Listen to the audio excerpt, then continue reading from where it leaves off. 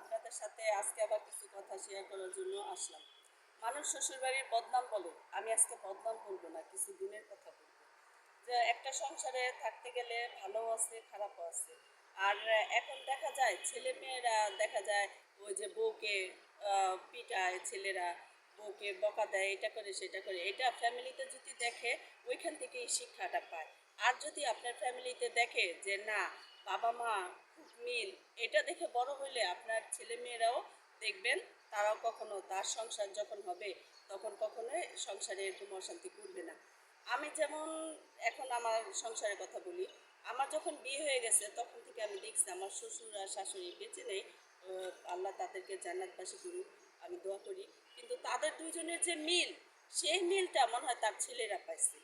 তারা আমার দেবর ভাসুরা 7 জন, তারা সবাই সবার বউকে ঠিক ওরকমই ভালোবাসে, একজন একজনের কাছে না থাকলে ওরকম মিস করে, আমি এটা দেখেছি। আর মনে করেন তারা বউদেরকে যতই হোক যেদিকে থাক বউর অনেক যত্ন করে।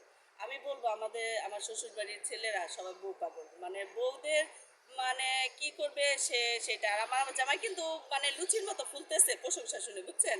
ওর সামনে বলাটাও ঠিক না, তারপরে বলি আমার শ্বশুর শাশুড়ি এত মিল ছিল, আমরা মনে বলতাম যে পাখির জোড়া। পাখির জোড়া। আমার শাশুড়ি যদি আমার শাশুড়ির বাবার বাড়ি যেত, আমার শ্বশুরের খাওয়া দাওয়া মনে হয় বন্ধ করে দিত। সে আসতো সারাদিন, আমার শাশুড়ি যা থাকতে পারতো না তার জন্য, সে আসলে তারপরে খাবার খেত। আবার আমার ননদরাও দেখি তাদের জামাইদের জন্য খুবই পাগল, তাদের খুব সেবা যত্ন করে এই করে। যাই হোক, এরকমই কিন্তু হওয়াটা উচিত। আর আমার দেবর ভাসুররা তারাও যার যার বউর জন্য খুব মানে নেয়, যত্ন নেয়, বউর জন্য পাগল। এরকম যদি দেখে তাদের ছেলে মেয়েরাও কিন্তু ওইটা দেখেই শিখবে।